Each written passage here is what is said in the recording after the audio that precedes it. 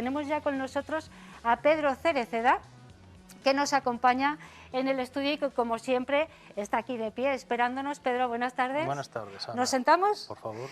Otro día te invito a café, Pedro. Muy bien. ¿Vale? Te tomo la palabra. ¿Me tomas la palabra? Muy Sí. bien, porque sí, lo echabas en falta, ¿no? Que es una hora muy apropiada para el cafetito. Café, sí. Bueno, Pedro, ¿qué tal ha ido la Semana Santa? Bien, muy todo bien. este periodo Excelente. de tiempo?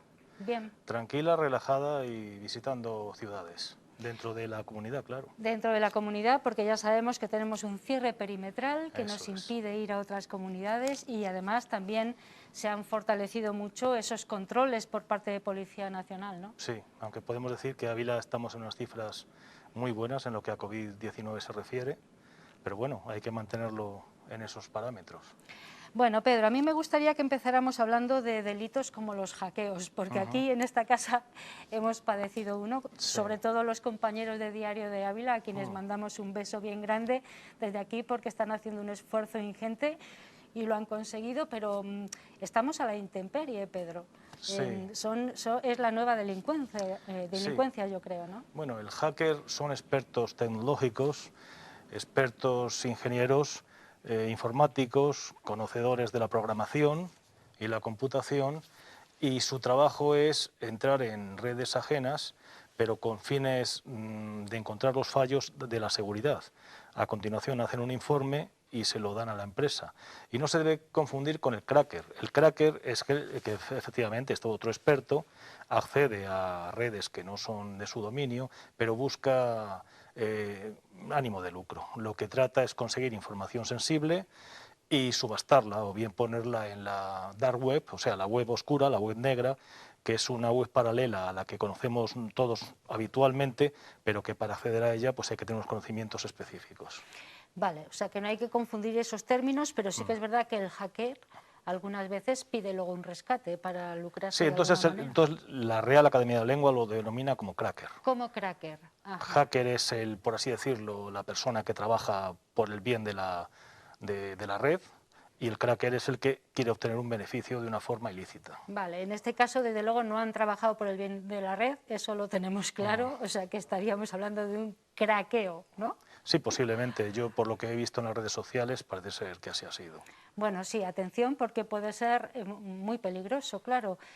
Si pueden hacer esto de una forma pues tan espúrea, digamos, Sí. lo pueden hacer también en organismos oficiales, en fin, pueden organizar Hombre, un buen quiero follón.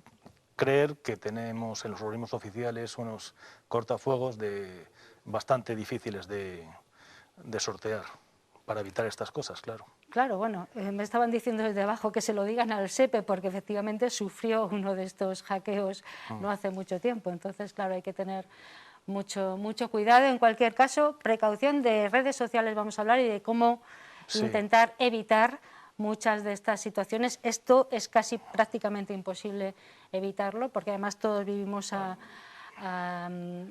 dependiendo precisamente de Internet, de todo. Sí, va evolucionando todo de forma rapidísima. Bueno, Pedro, pero vamos a hablar, antes de dedicarnos a hablar de cosas cibernéticas, de algo que está muy próximo al ciudadano, que es la Brigada de Seguridad Ciudadana, me parece, ¿no?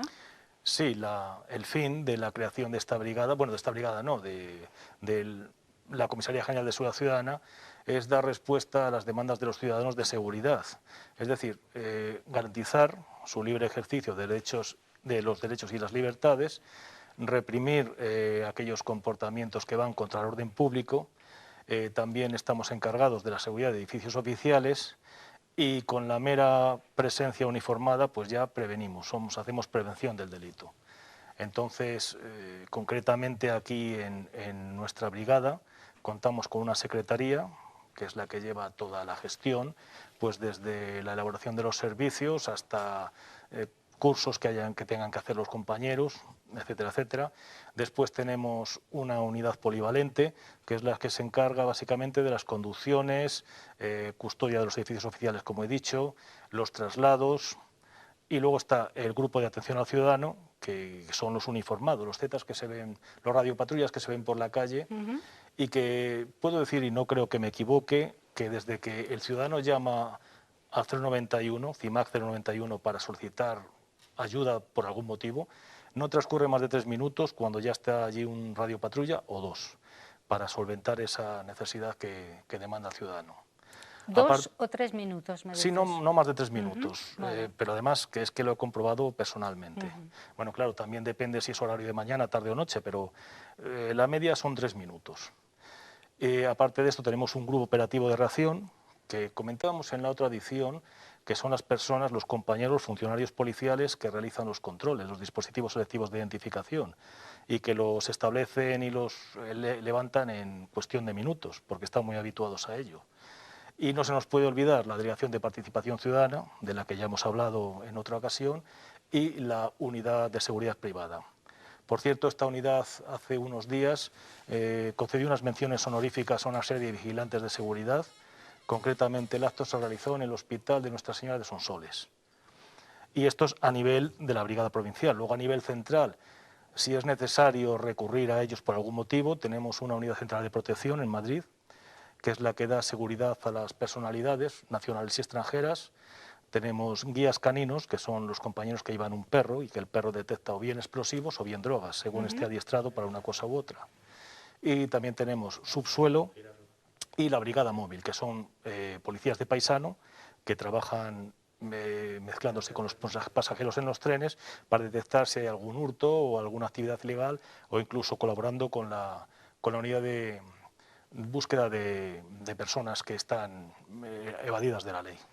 Es que la seguridad ciudadana es todo, ¿verdad? O sea, es un compendio de muchos sectores, pero realmente ahí estáis vosotros siempre, ¿no? En todos los ámbitos de la seguridad. Es lo más visible, porque vamos de uniforme, pero vamos, te puedo asegurar que todas las brigadas, bajo la dirección del comisario provincial, trabajamos codo con codo, y donde no llega una, pues llega la otra. Es decir, que es una piña lo que tenemos aquí en la Comisaría Provincial de Ávila. Hablo de ella porque es la que conozco ahora, la que más conozco ahora.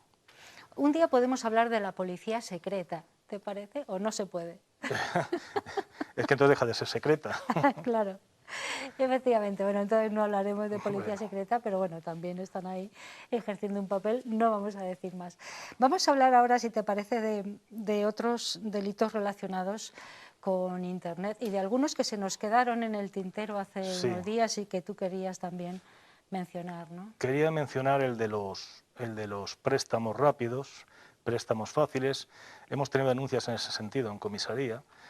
Hay personas que necesitan dinero rápido, han entrado en la red, han buscado en Google y han encontrado préstamos de muy fácil adquisición, de una cantidad importante, no piden ningún aval y además que los conceden prácticamente a todo el mundo. Bueno, pues esto es, si recuerdo las cartas nigerianas de las que hablamos, que hablábamos del pago anticipado de honorarios, esto básicamente es lo mismo. Ese préstamo no va a llegar nunca y sin embargo nos van a estar pidiendo gastos de gestión, pues por un seguro, por cualquier tipo de excusa que encuentren. Es tal el caso que personas que lo han solicitado han tenido que pedir préstamos, pequeños préstamos a familiares y amigos para abonar estos gastos de gestión en la creencia de que después iban a recibir el dinero. Entonces, la forma de detectarlo es muy sencillo. Primero, recuerdas lo que decíamos de nuestras abuelas, el aforismo de que nadie da duros a 4 pesetas. Es decir, si nos dan un préstamo de 60, 65, 70.000 euros y no piden aval, ahí ya hay que desconfiar, eso es evidente. El seguro que nos mandarán un contrato con un seguro, pero se conoce que, ya lo hemos hecho también en otras ocasiones, lo han realizado en el extranjero, han utilizado una aplicación para traducirlo al español porque está colmado de errores gramaticales y de faltas de ortografía. Entonces, con una lectura detenida, una persona se dará cuenta de que ese contrato es falso. Y nuestro consejo desde Policía Nacional es que, aunque nos aseguren que ya va a ser el último dinero que nos van a pedir y que en la siguiente entrega van a tener ingresado en nuestra cuenta corriente el préstamo, dejarlo, porque eso es absolutamente falso. Que nos quede muy claro, eso es absolutamente falso. Ténganlo en cuenta, nadie da duros a 4 pesetas, como bien decían nuestras abuelas. Nuestras abuelas. Sí, sí, sí, qué gran verdad. Bueno, casi todos los refranes tienen ahí están basados una base, en saber popular, claro. Una base de sentido común, básicamente, ¿no? Bueno, vamos a hablar de la adicción a Internet, que es algo que va creciendo exponencialmente, ¿no? Sí, la adicción a Internet, bueno, básicamente afecta a adultos y y adolescentes. Sí. Y es que a los adultos lo que hace es, les hace perder lo que es el tiempo, la realidad, les retrae sobre sí mismos, pueden tener problemas laborales y problemas de relación con amistades, pueden causarle ansiedad, estrés, falta de comunicación con otras personas, es entrar en un mundo virtual que no es el real y si exceden de unas horas que deben ser lógicas, entonces pueden entrar en una dinámica que es muy difícil de salir. Eso es verdad que está afectando a casi todos los sectores de población, bueno, a las personas más mayores quizá menos, Menos, pero no solo a la adolescencia, hay personas sí, adultas formadas ya como persona que tienen unas importantes adicciones sí, a porque es que Internet, ¿no? además les puede afectar al sistema nervioso. Mm. Y si la persona se dedica únicamente a estas actividades de Internet, no sale, no hace deporte, pues puede incluso entrar en sobrepeso, porque claro, no realiza ninguna actividad. Dedican muchas horas a estar delante del ordenador. Bueno, además de la adicción a Internet y ligada un poco a esa adicción a Internet, han empezado a proliferar también determinados delitos en la red, como por ejemplo el ciberacoso. Sí, Y eso sí, sí que lo padecen más los sí, el adolescentes, yo creo, ¿no? ciberacoso, mis compañeros de la Delegación de Participación Ciudadana recientemente han estado ofreciendo unas charlas tanto a los alumnos como a la Asociación de Padres de Alumnos y les explican un poco la forma y los mecanismos de evitarlo. De hecho, emitimos una nota de prensa hace poco sobre un juego nuevo, Interland, que es para que los educadores y los padres de los niños conozcan las medidas de precaución para no caer en ciberacoso.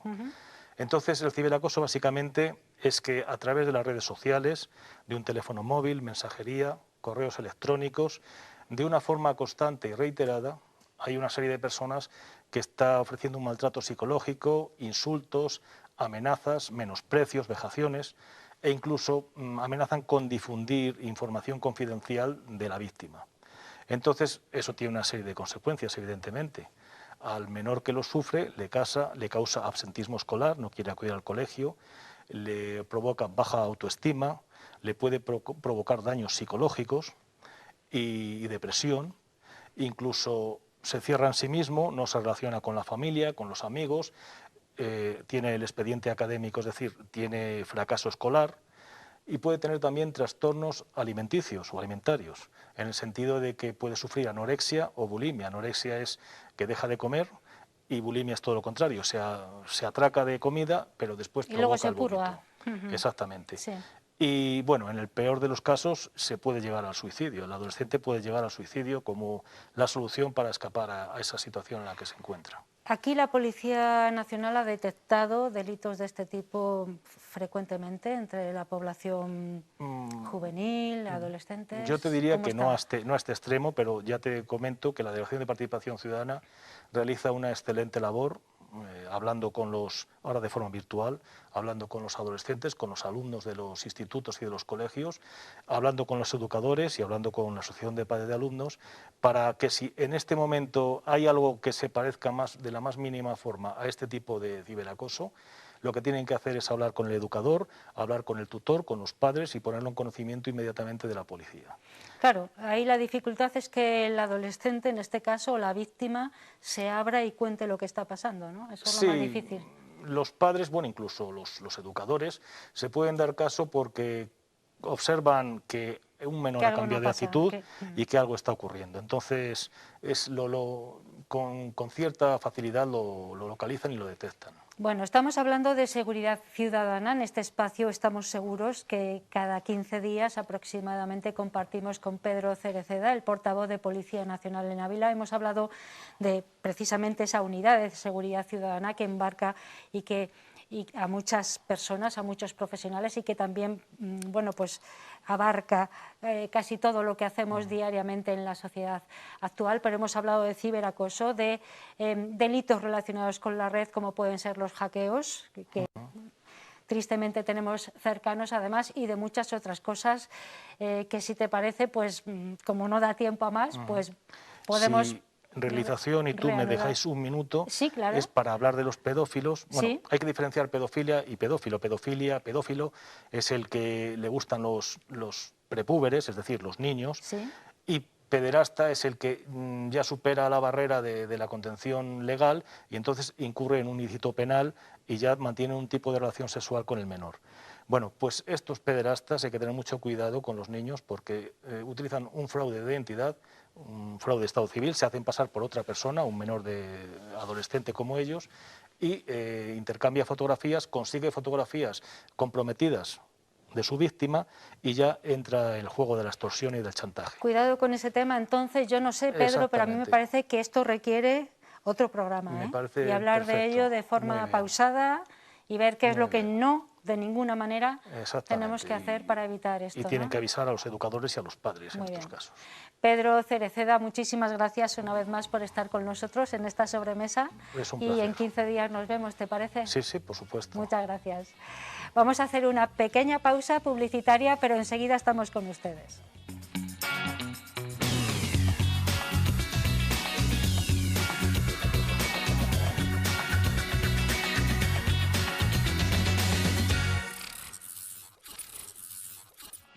Y después de la publicidad nos vamos a ver una exposición magnífica. Está en el Palacio Los Serrano. Es la obra de Jesús Velayos. Es uno de los artistas plásticos abulenses más reconocidos fuera de nuestras fronteras y presenta una colección de obra de los últimos 4 años aproximadamente. Podemos verla hasta el día 11 de septiembre y tuvimos el privilegio de estar con él haciendo un recorrido pausado en la exposición. El arte es inconmensurable, es el alivio geométrico de la obra de Jesús Velayos, es la posibilidad de la calma en estado puro, es el enfrentamiento armónico entre naturaleza y artificio, como bien dice nuestro artista. Nos recibe con tal amabilidad, con tanta generosidad, que el placer del paseo se hace doble. Jesús Velayos, artista plástico abulense de cabecera, reconocido en muchos lugares, admirado por su personalidad creativa. Vuelve a esta ciudad amurallada con sus obras recientes, después de años sin exponer aquí. Un privilegio para los sentidos guiarnos de su mano. Atenta. Jesús, teníamos muchas ganas, muchas, de poder estar aquí contigo y ver tu obra, la reciente y otra no tan reciente. Yo no sé ¿cuántos años hay aquí metidos en el Palacio Los Serrano de obra tuya? Pues puede ser de los últimos 4 años, aunque no es toda la obra, son partes, pero un poco que se ajustan a una idea, que es un poco la idea que habla aquí Miguel Ángel, un poco, esa idea de paisajes soñados un poco. Estamos hablando un poco de una cosa que él comenta aquí, que es para mí muy interesante, que Gauguin decía que el arte, la pintura, es una ensoñación sacada de la naturaleza, soñando ante ella. Es una abstracción sacada de la naturaleza soñando ante ella. Y lo importante es la obra, no la naturaleza. Lo importante es lo que a ti te llega a motivar para hacer esa obra, como hacía Gauguin, ¿no? Entonces, ese aspecto importante de esa visión en la que lo más importante para el autor es lo que aporta a tu cerebro, más lo que aporta a tu ojo. Lo que aporta a tu ojo es fenomenal, pero siempre lo que te motiva es lo que te sugiere, lo que te cuenta, lo que te dice, el relato de la imagen, eso es lo importante.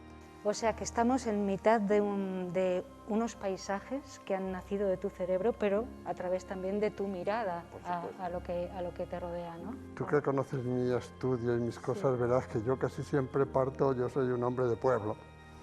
No es que sea muy de pueblo, pero vivo en el pueblo y me gusta y lo siento. Entonces yo hago muchos dibujos de plantas, de cosas. O sea, la motivación de búsqueda, pues yo la tengo en ese pequeño campo y los primeros paisajes míos eran con nubes, con hierbas, todo ahí muy cercano, muy pequeño, que luego yo lo magnifico en el cuadro, lo hago crecer, según me interesa. Pero casi siempre son motivaciones de datos muy cercanos a la naturaleza.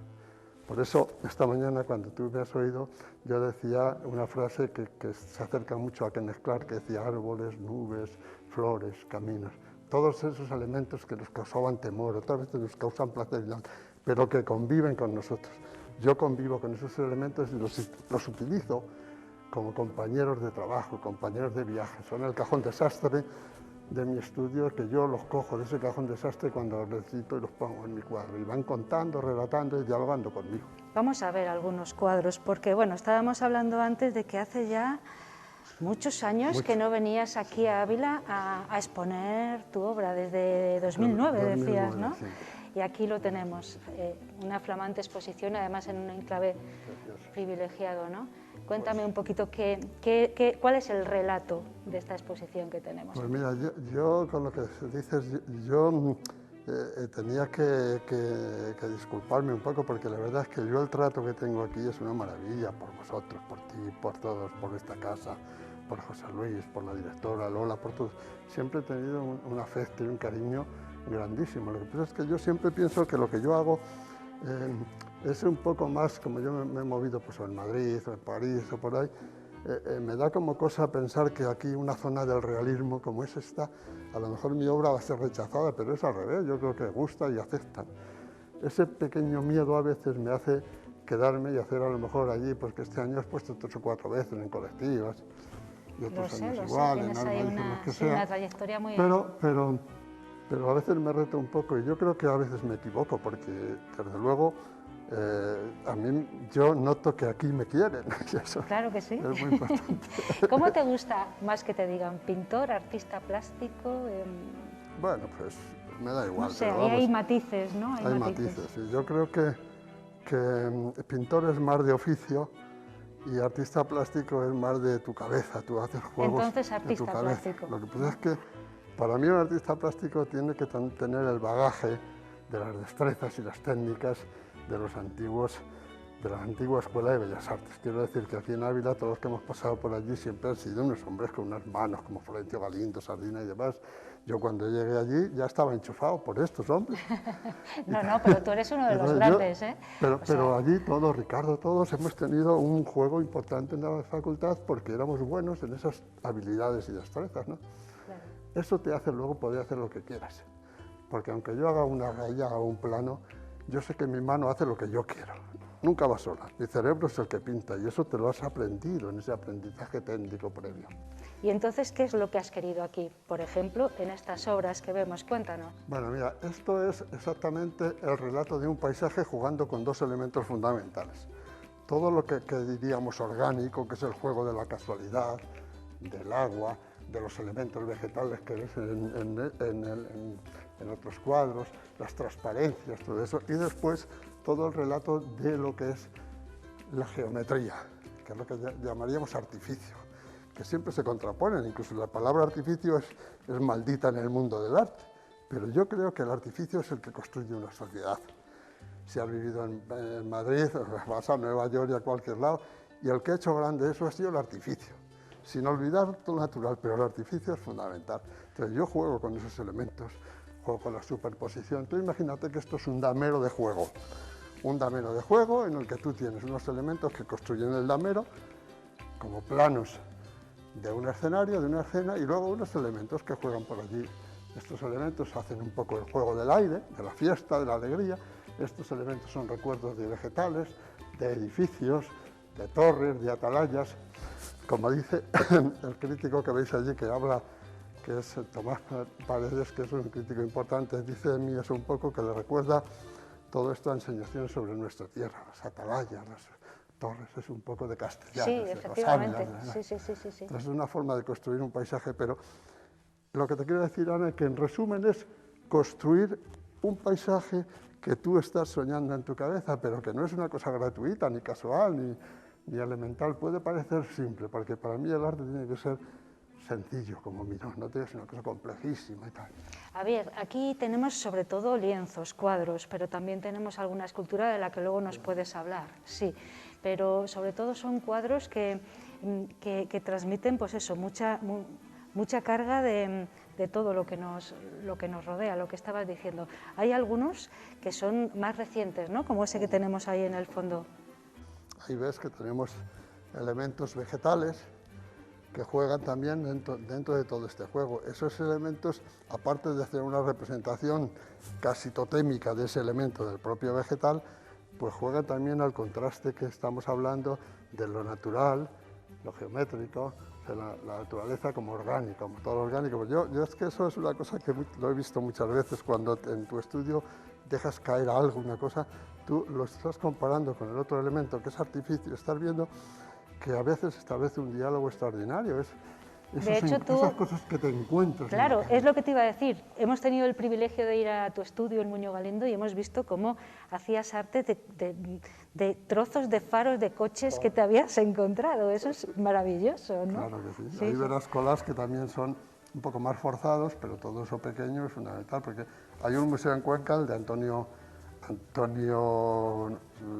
iba a decir López, no es Antonio López, que tiene un museo extraordinario de Art Trouvé, arte encontrado, que es muy francés.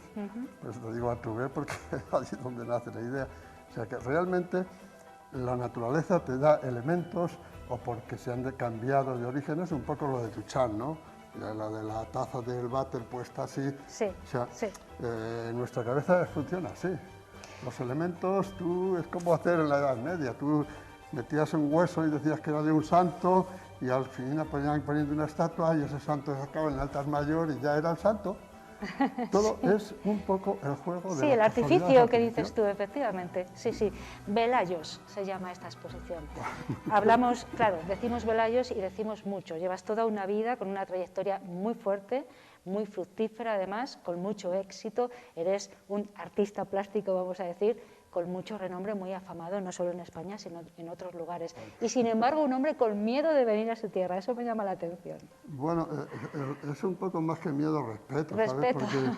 Porque yo siempre pienso que a Ávila hay que venir a pintar un poco murallas, y que me disculpen por esto, pero es esa sensación de decir, es que en las provincias, como yo he visto, en las provincias casi siempre se nos crea una especie de arte casi costumbrista que hace que venir de Madrid, venir de París o venir de Nueva York, parece que te sientes un poco. Y te digo que es un error por mi parte, porque nunca me ha pasado eso, sino todo lo contrario. Yo cuando he venido aquí, ya ves cómo me tratas tú, cómo me trata Patricia. Has notado que te queremos, ¿no? Claro, y cómo me trata aquí esta gente, entonces... Sí, sí. Vamos a ver alguna de las obras de escultura, ¿te parece? Sí. ¿Y nos explicas? Vale. Por ejemplo, esta que tenemos aquí. Mira, pues esto es también igual, fíjate, la misma peana que se integra tiene un elemento que es lo que estás viendo aquí. Ajá. Es el elemento estructural de un paisaje concebido como los planos de un teatro, que se van superponiendo y van creando. Tú en el teatro tienes un plano que es el agua y te pintan en un papel el agua, en el otro la montaña, y se van creando unos espacios por superposición. Y en ese momento se relaciona con un vegetal, que es un fragmento de vegetal, que también lo pones en otra posición y es como un fragmento de un árbol, de un vegetal. Entonces, ¿qué elementos utilizas para las esculturas? Es madera policromada. Vale. Y estos elementos pues son como esos puntitos que ves, eso es esas cosas del cajón desastre que te decía yo, son cosas que están ahí conmigo desde hace años y años y ya juegan casi un elemento estético, pero que bueno, a mí me interesa para combinar, para que cuente, para que relate, para que crear movimiento y demás. Esto me crea movimiento, pero... ¿Dónde guardas toda la obra que tienes? Porque pues, aunque eres un hombre que vende mucho, afortunadamente... Ojalá.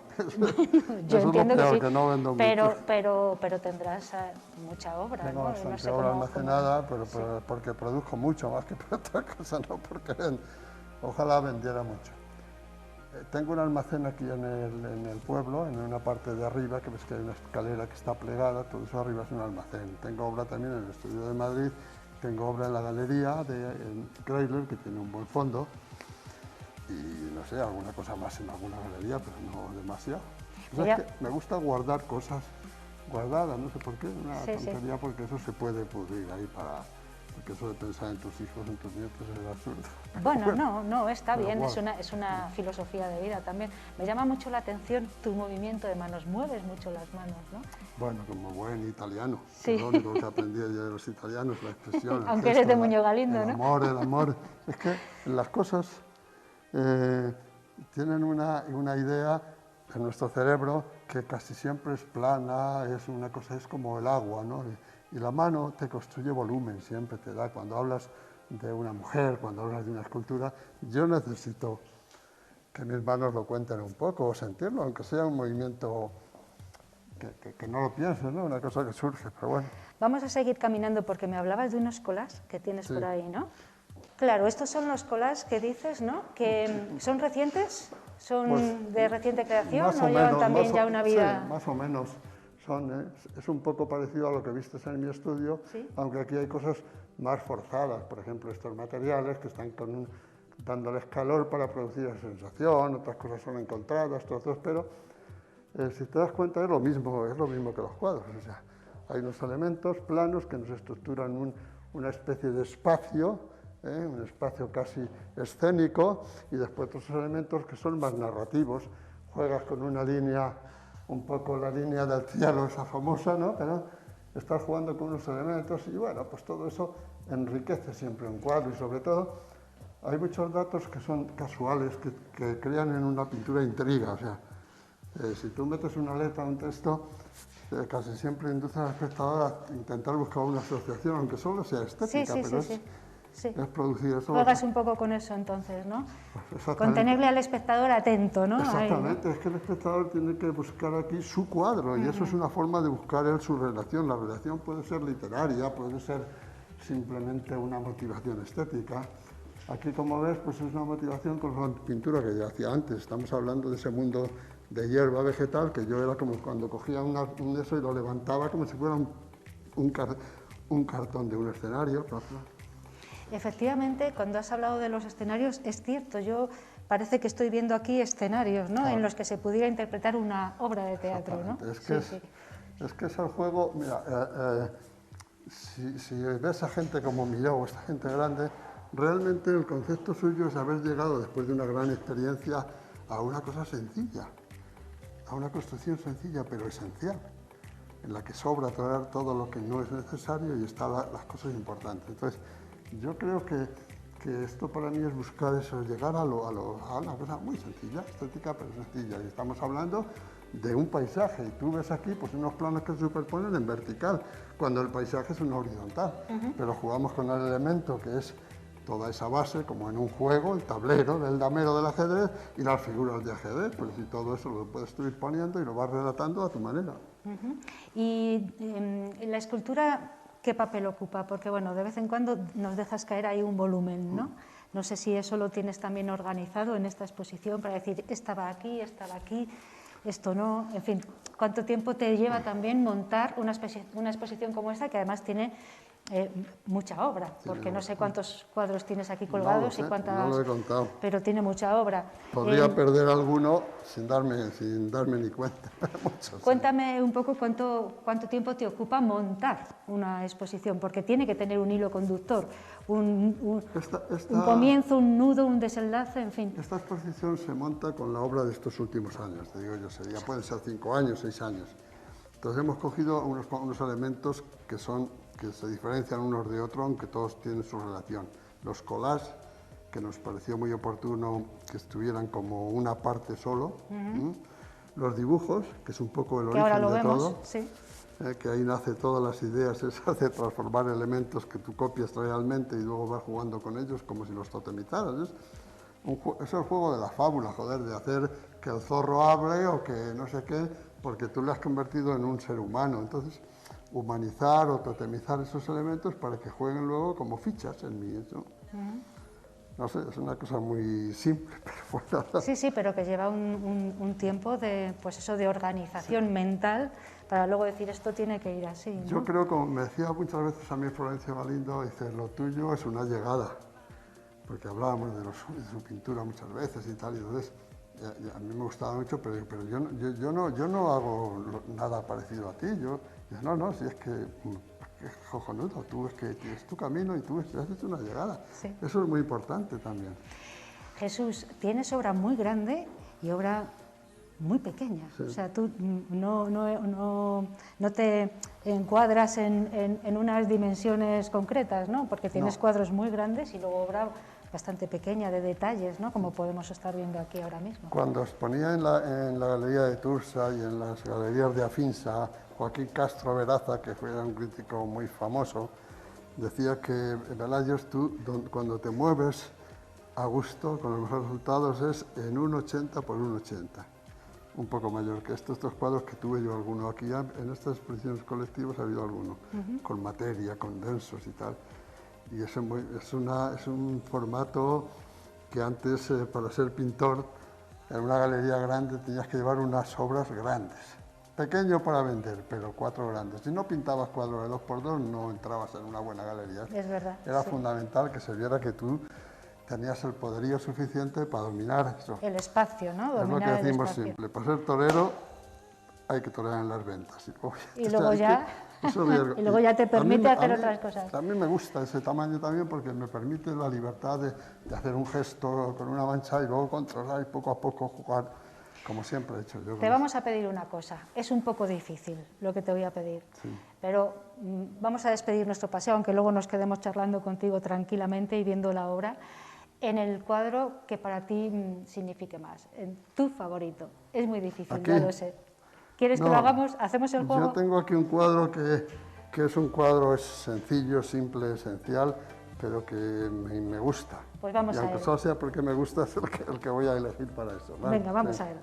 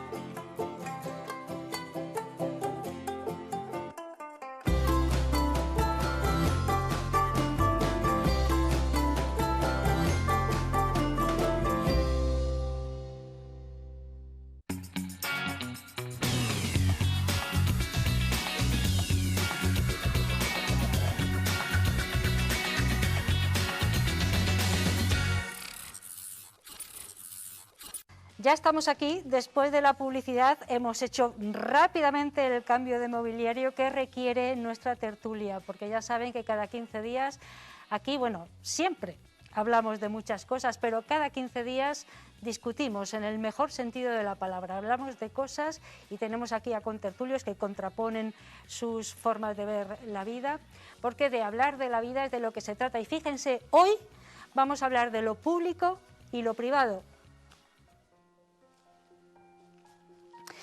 Lo público y lo privado, o lo público versus lo privado, no sé si contraponerlo. ¿Qué entendemos por público? ¿Qué entendemos por privado? ¿Privado es exclusivo? ¿Excluye a alguien? ¿Puede convivir lo público y lo privado? ¿Y de qué manera, si es así?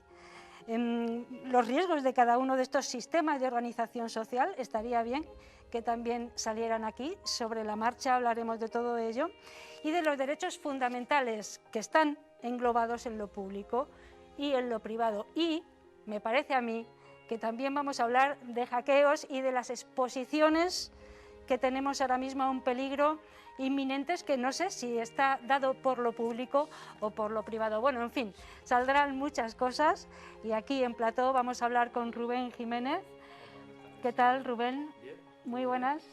Buenas tardes. ¿Hoy has empezado las clases? Hoy además? hemos empezado las clases con, Bueno. con muchas ganas, ya afrontando el último trimestre, en la recta final del curso. ¿Han venido bien, tranquilos los chavales? Todo bien, todo tranquilo, todo muy bien. Pablo, ¿han venido bien, tranquilos los chavales? Pablo Martín. Han venido con el tiempo, enterados, Revueltos. con ganas de rematar este curso que ya se va haciendo cuesta arriba, pero bueno, muy contentos por cómo está saliendo. Es que es un curso complicado, Sí, ¿verdad? sí, Está sí. siendo un curso muy difícil. Para todos, Para pues todos. también, para los colegios que no dejan de ser reflejo de lo que hay en las casas, o sea que... Bueno, Pablo, bienvenido. Gracias. Por estar aquí. Y Julio Collado, que le tenemos allí un poquito más al fondo, a mi Va bien, izquierda, muy- pero muy a la izquierda. Muy a la izquierda. Julio Collado, ¿qué tal? ¿Cómo ves la primavera? Muy bien. ¿Sí? No, la primavera está encantada como otros años, o mejor. O sea que Sí, porque hasta el río Adaja y el río Chico todavía tiene agua. O sea que está bonito el campo. está bonito. Nos Bueno. falta agua, nos falta agua ya. Nos falta Sí, agua. sí. No vamos a hablar del campo, ni del agua, ni de los chavales que están revolucionados porque la primavera altera, como decíamos, y ellos están ¿Cómo se nota el sobrehormonados. tiempo? Sí, claro. Fíjense, vamos a hablar de lo público y lo privado. Yo no sé quién quiere empezar. De lo público versus lo privado. No sé si contraponerlo o no, si pueden convivir. ¿Quién quiere empezar? Bueno, pues si queréis, hombre, claro que tiene que convivir, como no puede ser Hombre, de otra es manera. imprescindible, entre otras imprescindible, cosas, claro. imprescindible tiene que ser. A ver, yo, por una parte, cuando me hablabas de este tema, yo pensaba, cuando viene una crisis política, una crisis económica, lo primero que se habla es esto. Lo público con lo privado, en contra de lo privado, como si eso resolviera todos los problemas, tanto los problemas políticos, los problemas sociales, los problemas de la ciudadanía. Y yo creo que es un tema que los políticos enseguida nos lo ponen ahí enfrente para que, si hablamos de estas cosas, pues no hablemos de otras cosas. Pero, ojo, lo público y lo privado podemos hablar a nivel institucional, pero también a nivel personal, ¿no? Por supuesto. De lo privado de cada uno y lo público, porque yo soy de los que piensan que ahora que queremos más nuestra privacidad, ahora que creemos más en cuidar nuestros datos, cuando más expuestos estamos y cuando más público. Mira lo que ha pasado. Y no estamos ninguno exentos de que nos pase, a nivel personal, en casa, en los colegios, institutos y en administraciones públicas. Lo hemos hablado alguna vez, es la delincuencia del siglo XXI, son las guerras de este siglo. Pablo. Pues estoy con Rubén que es necesario este diálogo entre lo público y lo privado y esta convivencia, siempre evitando los extremos, ¿no?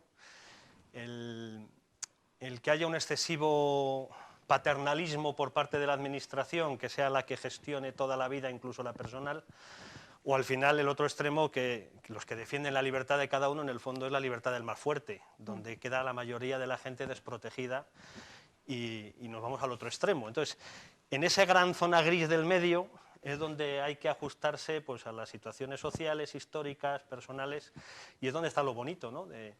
De cómo respetando la libertad y las libertades de las personas, de los grupos y de las organizaciones dentro de la sociedad, y a la vez cómo lo público tiene que proteger precisamente al más débil, al más necesitado, al que no tiene esas posibilidades ni esas capacidades. Es bonito porque luego las crisis nos descolocan y hay que volver a replantearlo. Parece que está solucionado y no. Por ejemplo, en la que estamos. Sanidad pública, privada. Claro. Menos mal que hemos tenido sanidad pública. Dice, en la que estamos. Si llevamos en crisis, yo no sé del tiempo. Si no era una, ha venido otra y ahora la de más allá. Sí, van solapándose una y otra. Y por otra parte, menos mal el ahorro de las familias, porque son las que han sostenido. Es decir, no podemos hacer una línea en medio y un lado y otro. Yo creo que ahí hay el espacio de la sociedad y de la libertad y de la democracia, que es este diálogo. El ahorro de las familias, que entiendo es privado, claro. Es privado, claro, que es el que han ido ahorrando y ahora Menos se mal, pone a ¿no? ayudar. Claro. Bueno. Julio. Bueno, yo dudo que haya nada privado, o casi nada, A ver. quitando la intimidad. Pero, en fin, el tema público-privado es el tema capital de toda la sociedad. Yo pinché por curiosidad en Internet y puse comunismo cristiano. Comunismo cristiano. O sea, pusiste eso por casualidad. No, eso la búsqueda esa digo por casualidad que estaba en Internet. Casualmente. Y todo es por casualidad. Y claro, ese tema es el más polémico, el más interesante, y uniendo. Hoy he leído una cosa de Piketty, el sociólogo francés, que estaba hablando de que él era muy liberal unos años pasados, y ahora dice que es necesario el socialismo. Quiero decir que este tema de público-privado y cómo se compagina es un tema fundamental en cualquier sociedad. Y de hecho, en las religiones lo está muy claro. Todos los grandes profetas, han sido muy cercanos al no tener propiedad privada, o muy poquita, y tener público. Y en los Hechos de los Apóstoles está muy claro que a algunos no le admitieron porque engañó, no vendió todo o no trajo todos sus bienes, sino una parte la dejó fuera y le echaron. No, la comunidad, de ahí viene comunismo, de comunidad, de lo común, los comuneros, lo que es común. Entonces, eso yo creo que yo lo que he oído, no sé si vosotros, pero siempre la propiedad privada es sagrada. Bueno, yo creo que la propiedad pública es tan sagrada o más que la privada, porque es más justa, siempre. Y yo yo creo que tenemos que leer nuestra propia... un libro rojo, Ha traído la Constitución. Pues es la Constitución, es la Constitución. Lo que ocurre es que yo la compré roja. Vale, pero no nos la vas a leer entera. No. Es que yo creo que tenemos que conocer más las cosas, ¿no? Claro, el primer artículo dice, no sé si voy a poder leer porque se me han olvidado las gafas, pero bueno, dice que España se constituye en un Estado social y democrático de derecho, cuyos principios rectores, me lo tengo que casi inventar, pero bueno, no me lo invento, pero casi no lo veo, ¿no? Son la libertad, Empieza por ahí, ¿eh? No, primero la justicia, la libertad, la igualdad y el pluralismo político. Bien. Es decir, estamos en un estado social, Bien. no capitalista, no privado, no social. Y luego va uno al artículo 33, donde se habla de la propiedad privada, y dice 33.1. Es que es muy interesante esto, ¿eh? Se reconoce el derecho a la propiedad privada y a la herencia. Digo que esto está muy de moda, muy de actualidad, porque ahora está discutiendo si los impuestos, patrimonios y la herencia y tal. Entonces, a mí me parece que es una injusticia quitar esos impuestos. Pero, y dice, el 2, que es lo más importante. Ahora lo importante. Dice, la función social de estos derechos a la propiedad privada se delimitará, el Estado la delimitará, su contenido, su extensión, según las leyes. Y ahí está la madre del cordero. ¿En las leyes? Claro, no, en la ley, y porque aquí está el problema de por ejemplo, los impuestos. Porque los impuestos es un apoyo de la propiedad privada que le exige el Estado para repartir, porque el primer problema que no se cumple es lo de la igualdad. Y ahora con lo de la pandemia estamos claros. ¿Las vacunas dónde han llegado? ¿Dónde van a llegar? ¿A qué país? A los países ricos ya están casi completos. Los semirricos menos, y África cuándo van a llegar. Y no nos damos cuenta que el común, lo social, todo el mundo, mientras no esté vacunado, el virus no se va, claro. Vale. A mí me encantaría Rubén. que en estos temas de lo público y de lo privado no pusiéramos etiquetas del socialismo, el liberalismo, porque al final cuando se pone una etiqueta de ese tipo, ya parece que estás condicionado a esa posición y no moverte de esa posición. No, yo he dicho social, ¿eh? Que no, Vale, no, si no digo nada de ti. Y comunismo pero también, ha dicho. a la hora de negociar, de hacer política, que al final es convivir, hacer política, cuando etiquetamos, al final parece como que te vas a alejar poco de esa etiqueta. Y aquí es lo contrario, queremos negociar y queremos poner todas las cartas sobre la mesa. Yo, para mí, entre lo público y lo privado hay una cosa que debe ser el mantra, que es el interés general. Entonces yo creo que la línea esa de la que hablaba Pablo antes, tan endeble, de que va para un sitio y para otro, creo que lo fundamental es el interés general. Y claro, fuera de partidos políticos o fuera de coyunturas políticas concretas, habría que sentarse sobre la mesa y definir, más allá de lo que dice la Constitución, o perdón, más allá no, desarrollando lo que dice la Constitución, desarrollando, que es mucho más precisa, es desarrollar qué es lo que nuestro país quiere que sea público y quiere que no. Es decir, la sanidad, la defensa, la educación, etcétera, etcétera, la justicia. Que no hay cosas que tendríamos que debatir fuera de partidos políticos, porque al final, como lo centremos en una coyuntura de unas elecciones de un momento concreto, no llegamos a ningún acuerdo. Ahí hay otro matiz. Dice, ¿qué significa que sea público? ¿Que esté gestionado por la Administración? ¿Solo es público si está gestionado por la Administración? ¿O lo público es lo que está al servicio público?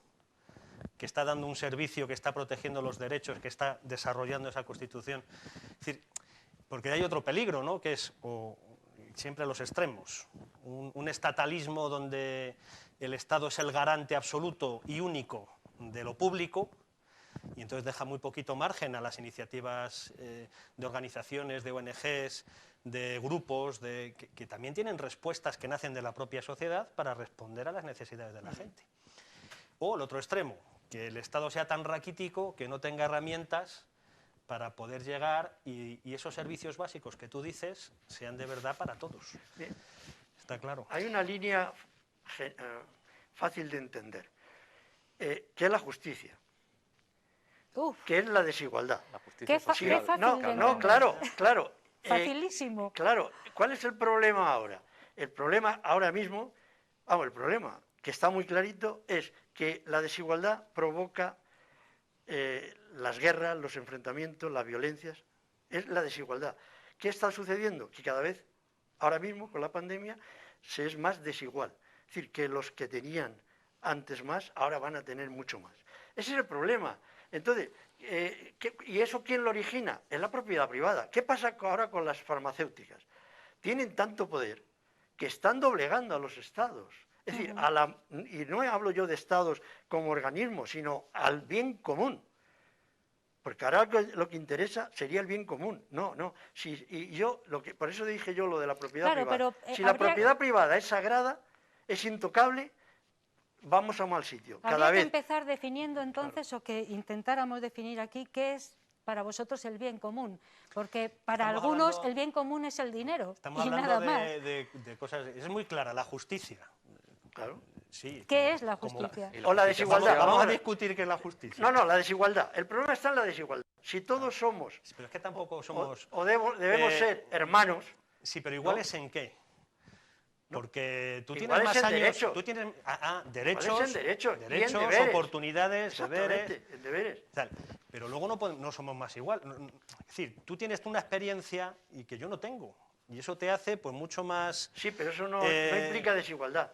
Hay una desigualdad a lo mejor a la hora de opinar sobre ciertas cosas. La desigualdad porque tienes más vivencia, tienes una historia vital, tienes una trayectoria que te hace distinto a Rubén y a mí. Entonces, sí, ser distinto no significa desigual, ¿eh? Claro. No, igualdad significa cuando uno... Derechos, obligaciones, oportunidades... Claro. Y ya. Entonces... Que no es poco. Claro.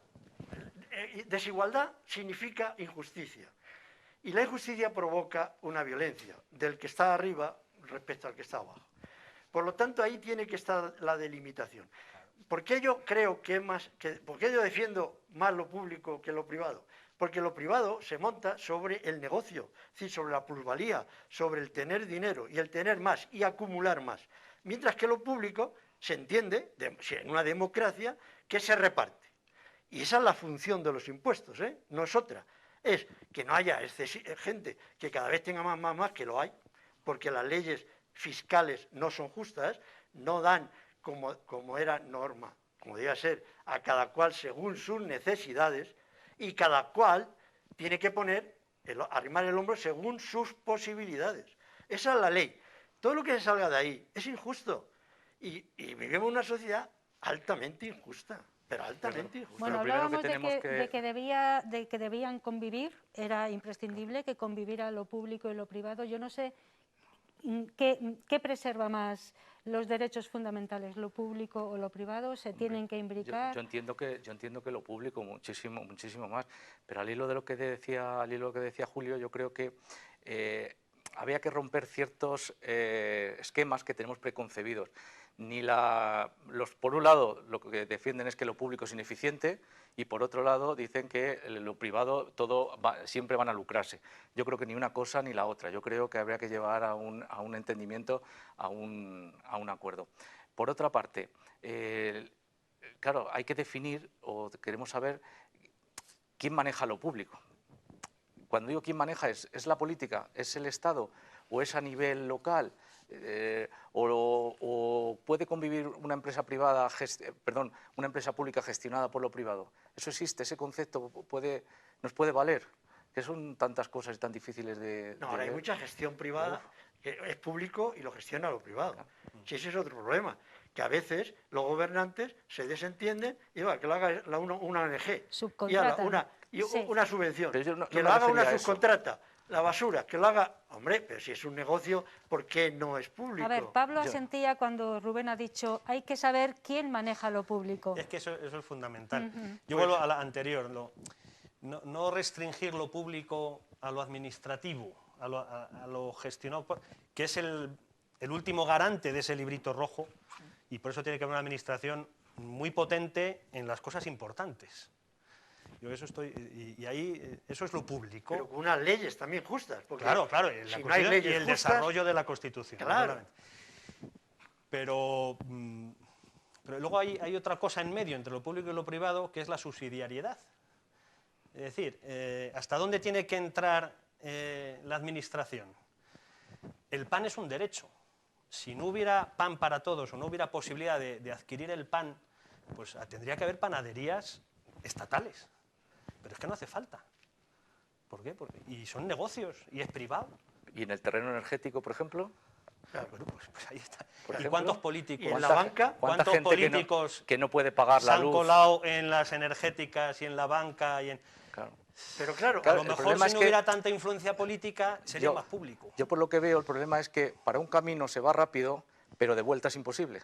Es decir, se privatiza con facilidad, pero luego volverlo a hacer público es imposible. No, más que eso. Más que eso. Es que es así. Pongo el último caso, la banca. Más privada que la banca, imposible. más capitalista que la banca, digamos que es el paradigma, ¿no?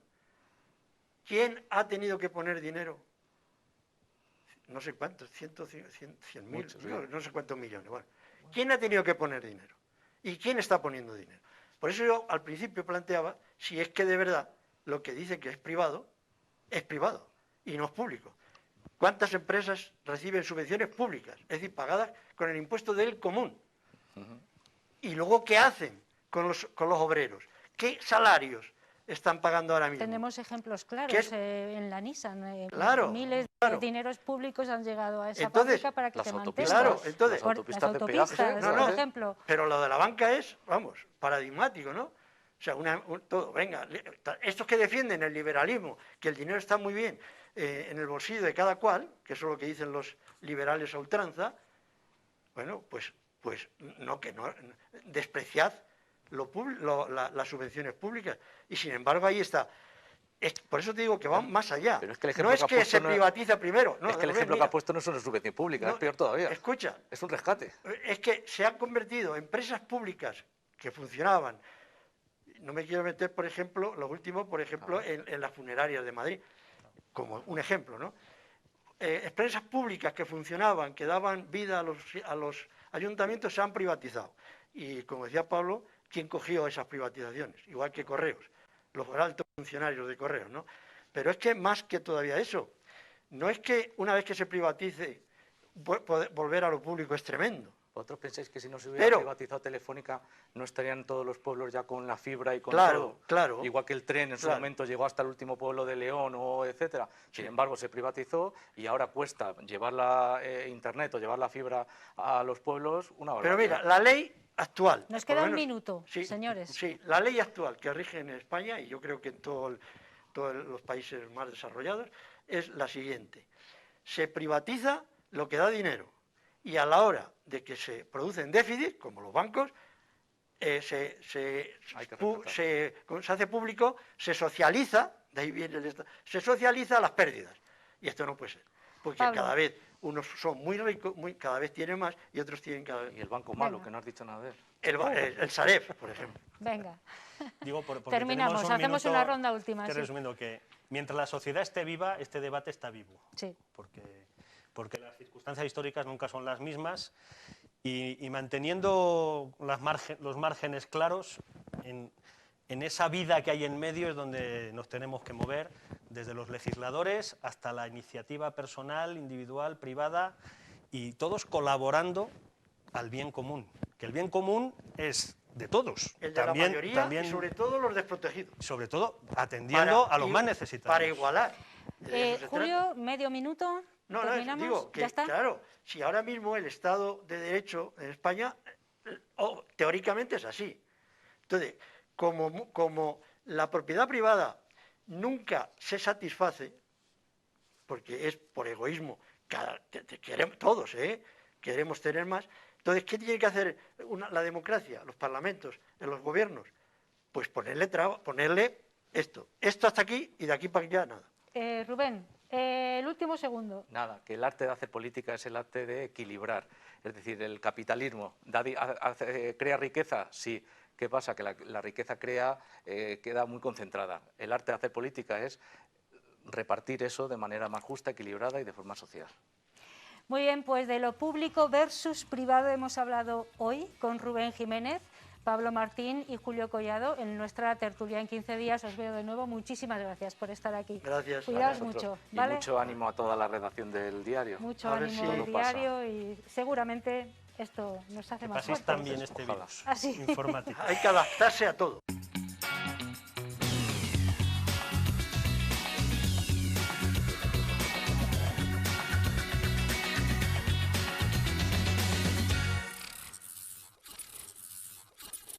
Tenemos aquí a un músico. Está con nosotros Mohamed Taibit, aunque todo el mundo en Ávila y en otros lugares le llama y le conoce como Kou.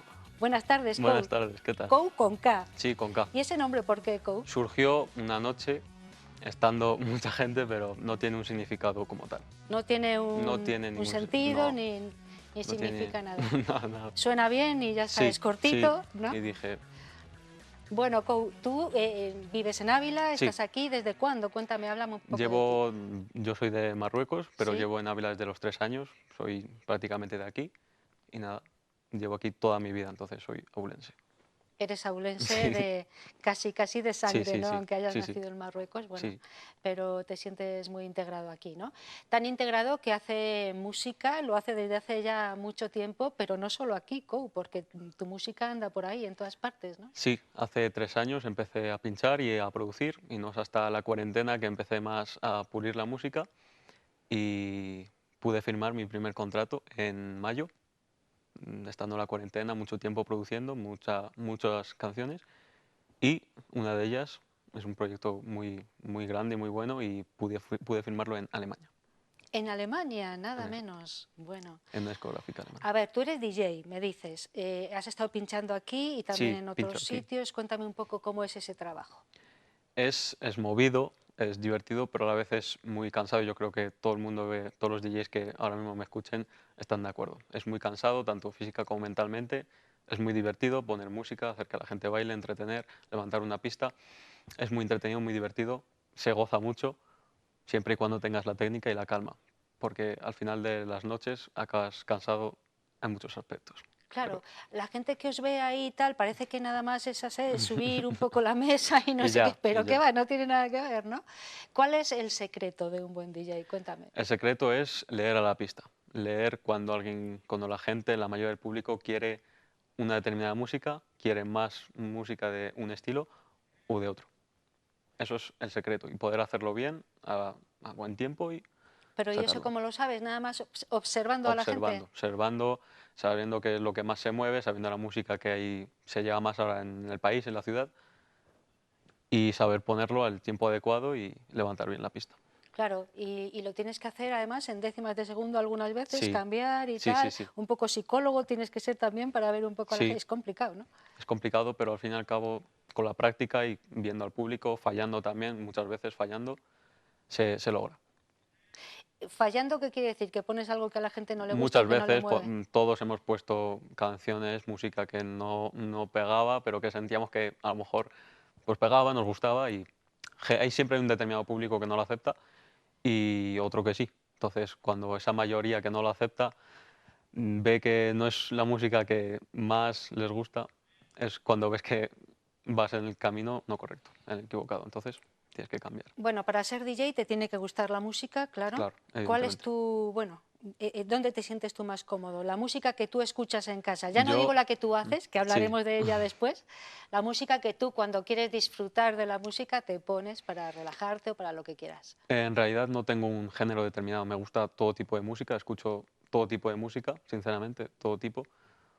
Lo que más se escucha ahora mismo es el reggaetón, la música house, eso es evidente, lo escucha todo el mundo, pero mientras sea buena música, me pega a mí y me haga sentir algo, yo estoy bien con la música. Tú eres muy joven, ¿no? Sí, No sé, ¿te puedo preguntar la edad? claro, tengo 19 años. 19 años. ¿Y desde cuándo estás haciendo esto? Ya hace 3, 4 años. 3, 4 Empecé en mi años. casa y ya desde hace un año empecé a pinchar. ¿Y de forma así ya más profesional? Hace un año, hace un Hace un año. año empezaste a pinchar, Sí, pero no te quedaste solo ahí, Kou, claro. sino que además has decidido emprender tu propio camino como músico, compositor, en fin, háblanos de todo eso, porque tú haces tus propias Sí, composiciones, acabas de decirnos que has firmado un flamante contrato, nada menos que con Alemania, con una productora o no sí, sé de una Alemania, discográfica ¿no? alemana. Una discográfica. Yo empecé haciendo música antes, pero claro, no tenía ningún tipo de sentido, había que entenderlo, tenía que dar muchas clases online, hablar con mucha gente de fuera, que es la que más lo maneja, la gente de fuera, la gente de Holanda, Alemania, Bélgica, esa gente, incluso Italia. Y a la hora de querer producir necesitas unos conocimientos, no simplemente, no es tan fácil. Entonces yo empecé, pero empecé de forma autodidacta y sigo de forma autodidacta. Y hasta que no fui adquiriendo conocimientos y una buena base, pues hasta el día de hoy no he podido sacar música decente, con buena calidad y poder firmarla. Porque claro, si no tiene una calidad mínima, nadie va a querer firmar, nadie se va a interesar. Entonces, Claro, y todo eso, trabajo tuyo. claro, Quiero decir, no has tenido un profesor, no has ido a unas clases que de no, alguna forma te guían y te dicen, bueno, por aquí sí, por aquí no. mm, Todo eso lo has ido sí, aprendiendo tú sí, sí, solo. con gente que también está en la industria y que me da consejos, me ayuda, pero todo solo. Ujú. Bueno, ¿y cómo es eso de componer música? No sé cómo, si hubiera que etiquetar la música que tú haces, ¿qué diríamos? ¿Música electrónica, Dentro de la música música house? En fin. electrónica, el house. Sí. House. Bueno, defínenos un poco cómo te inspiras, qué es lo que te Como mueve. inspiro es buscando vocales, cantantes, y a partir de las vocales crear acordes, crear ritmos y ir juntándolo todo hasta que llegue a sonar bien, con diferentes efectos, con un piano, con muchos instrumentos virtuales, hasta que pueda sonar bien y de ahí va avanzando. O sea que tú no tocas un instrumento, tú tienes ahí tu mesa, tu Sí, ordenador, tengo tus mi pistas, teclado, piano pequeño, pero igualmente no toco un instrumento como tal, es todo virtual. es todo Virtual. virtual. Para eso, de todas formas, tienes que tener muy buen oído y un buen sentido Sí, musical, ¿no? y un mínimo conocimiento de notas, porque si no, nada tendría sentido ni se escucharía bien. ¿Cuántas composiciones has hecho hasta ahora? Hasta ahora he hecho bastantes. Solo ha salido una, sí he hecho ¿Bastantes es un número? bastantes. No sabría decirte. Sí, pero muchas, ¿no? Un rango de 10, 50. Sí, Ajá. son muchas, pero claro, salen pocas, porque no todas tienen mucha calidad ni gusta tanto, entonces hay que adaptarse. ¿Y cuántas horas te puedes estar, pues, por ejemplo, componiendo una canción?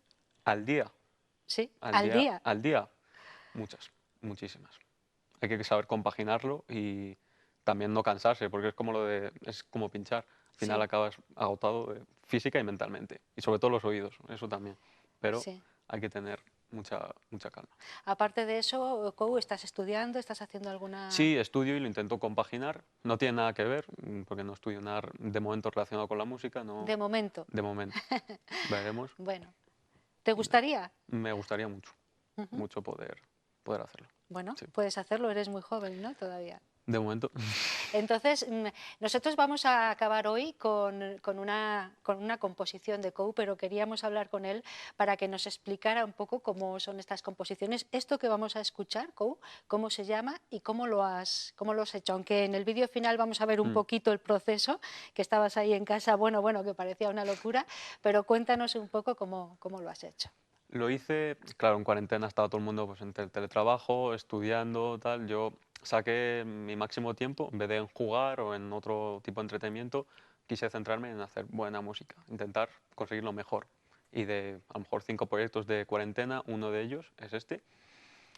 Y le dediqué muchísimo tiempo. Es una canción no muy difícil, al escucharla parece bastante simple, es muy simple, pero tiene mucho contenido dentro de lo que es el proyecto. Es bastante grande y le dediqué horas, porque claro, cuarentena hasta mayo, que fue cuando firmé ya al final.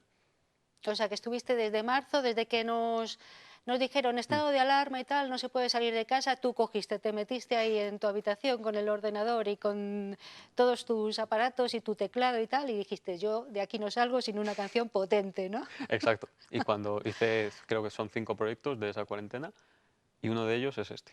Es esta, que la mandé, contactaron conmigo también, y fuimos avanzando y finalmente firmamos el contrato. Bueno, ¿y cómo fue entonces lo de firmar el contrato con Cuando esta discográfica? quieres firmar con una discográfica, tienes que contactar. Tienen que contactarte de alguna forma, tienes que saber cuál es la adecuada para esta. Y claro, yo contacté con ellos, les conocía ya, no tenían ningún tipo de relación, pero los conocía, entonces empezamos a hablar y se interesaron en esta en concreto. Entonces fijamos una fecha, porque yo pensaba que la vamos a sacar en verano, julio, agosto, pero acabamos sacando en septiembre, O sea, que ya anda por ahí, ¿no? claro, Desde sí, septiembre. está Se ya en todas, puede, sí, dime dónde se puede en todas las encontrar. plataformas, En todas las en plataformas. todos sitios, donde quiera. Y nada, llegamos a un acuerdo, firmé el contrato con ellos y ahora mismo estoy con ellos, así que bien. ¿Y ya te han pedido nuevos trabajos? De momento no, porque me dan tiempo, porque quieren también, me escuchan lo que hago, los géneros dentro de lo que es la electrónica, lo que puedo hacer, lo que no, y a veces me aconsejan, a veces, y vamos viendo. De momento estamos así. Bueno, pero seguir manteniendo un Sí, contacto estrecho y estás abierto también a otras discográficas y a sí, otras de hecho posibilidades. estoy cerca de cerrar ¿Ah, sí? dos más, con una española, que en España no es que sea muy potente la música electrónica, pero con una española y con una holandesa. Ujú. ¿Y tus amigos te miran raro? No, mucho. Al Bueno, principio de hecho ha sí, venido uno contigo, ¿eh? Así que este será un buen amigo porque te sí, ha sí, sí. acompañado, sí, Sí, sí. pero al principio normal, no entienden qué haces, pero cuando terminas y lo mandas, simplemente es un audio y lo escuchan. Claro, ahí ya acaban diciendo, está bien, está mal, puedes mejorar esto, aunque tampoco tengan dentro de lo que es el conocimiento de la electrónica mucha idea, lo que mejor les suene, lo que peor. O sea, que tú te dejas también guiar un poco sí, de yo los muchas amigos. veces hago el truco de a lo mejor estamos en el coche o cualquier cosa y pongo una canción. No digo cuál es. Digo, ¿os gusta tal? Y me dicen, y digo, nada, es mía. Y dicen, ah, y yo si veo la reacción bien, bien, si veo la reacción mal. Bueno, este chico, vamos a decir porque es un hombre muy joven, es Mohamed Taibib, todo el mundo le conoce como Kou, pincha, es DJ en muchas salas, ahora no, ahora eso está todo parado, pero se dedica en este tiempo tan difícil que estamos teniendo a componer música desde su casa, con su ordenador, sus equipos, su teclado y muchas horas. Terminarás un poco como se dice ahora, un poco rayado, ¿no? Algunas veces, Sí, ¿o no? sí, muchas veces. Y estarás todo el rato muchas ahí veces, con sí. la canción en la cabeza, ¿no? Lo mejor que se puede hacer es desconectar de golpe y tomarte un poco de tiempo. Es lo mejor. Muy bien, Kou, ¿nos presentas tú la canción con la que vamos a acabar hoy? Sí, se llama I Believe in Love. Esa es tu cámara. Okay. Se llama I Believe in Love, la hice en cuarentena y en mayo la firmé con mi discográfica alemana. Muy bien, pues con esta canción de Kou también vamos a ver un poquito de cómo trabaja en su casa, de cómo hace estas composiciones que le han llevado a firmar un contrato bien interesante con una discográfica alemana y que tiene otros dos por ahí en marcha. Con este proyecto de Kou ponemos el punto y final a nuestro 8 Magazine Ávila de hoy, de este miércoles. Ya saben que la semana que viene, el martes que viene, tenemos otra cita a partir de las 4:30 en directo. Si quieren luego vernos a la noche, pues también a partir de las 10. Kou, un placer haberte tenido aquí. El placer es mío, gracias. Nos quedamos con tu canción, ¿vale? Gracias. Gracias.